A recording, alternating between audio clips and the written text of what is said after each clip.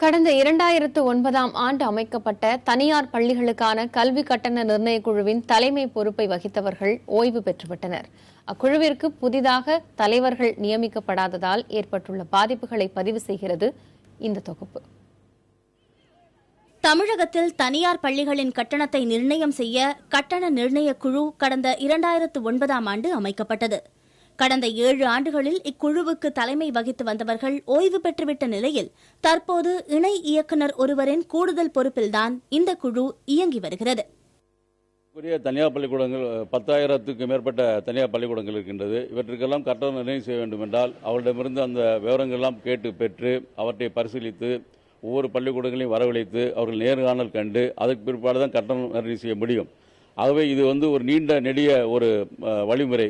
உடனடியாக இந்த புதிய கட்டணத்தை நிர்ணயம் செய்ய முடியாது. ஆகவே இதில் அரசு தீவிரமாக நடவடிக்கை எடுத்து வேண்டிய அலுவலர்களை போதிய அலுவலர்களை நியமனம் செய்து விரைவாக இந்த கட்டணத்தை நிர்ணயம் செய்தால் மட்டும்தான் பள்ளிக்கூடத்தில் இருக்க பெற்றோர்களுக்கும் நிர்வாகத்திற்கும் எந்த விதமான பிரச்சனையும் இல்லாமல் இருக்கும். 2016-17 கல்வியாண்டு விரைவில் தொடங்கவிருக்கும் நிலையில் கட்டணம் வசூலிப்பது குறித்த எந்த தகவலையும் பள்ளிக்கல்வித்துறை வெளியிடாததால் தாங்களே முடிவுகளை எடுத்துக் கொள்ளும் நிலை ஏற்பட்டுள்ளது என்கின்றனர் தனியார் பள்ளி நிர்வாகிகள். ஜூன் மாதம் தொடங்கி வர இருக்கிறது. மாணவர்களை சேர்க்க இருக்கின்றோம். இன்றைக்கு பல பள்ளிகள் மாணவர்களை சேர்த்து விட்டார்கள்.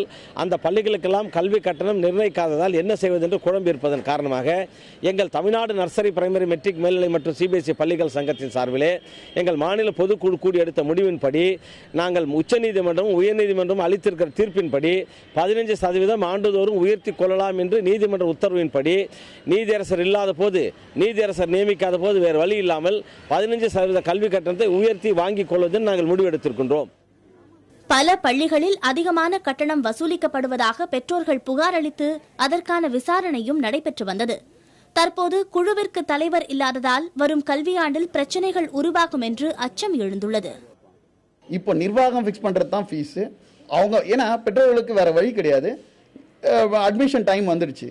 குழந்தைங்களை பள்ளியில் சேர்க்க வேண்டிய கட்டாய சூழ்நிலைக்கு தள்ளப்படுறாங்க. அப்போ கட்டாய சூழ்நிலைக்கு தள்ளப்படும் பொழுது நிர்வாகம் பள்ளி நிர்வாகம் என்ன கட்டணத்தை சொல்லுதோ அதை கட்ட வேண்டிய சூழ்நிலைக்கு பெற்றோர்கள் தள்ளப்படுறாங்க. முழு வீச்சில் செயல்படும் அளவில் குழு அமைக்கப்பட்டால்தான் கட்டண பிரச்சனைகளுக்கு தீர்வு காண முடியும் என்பது பெற்றோர் தரப்பு கருத்து.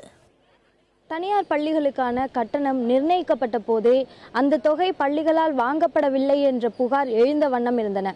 இப்போது அந்த கட்டணத்தை நிர்ணயிப்பதற்கான குழுவே செயல்படாமல் இருப்பது முறைப்படுத்தப்படாத நிலையை ஏற்படுத்திவிடுமோ என்ற அச்சமும் எழுந்துள்ளது. புதிய தலைமுறைக்காக ஒளிப்பதிவாளர்கள் குழுவுடன் அபிநயா.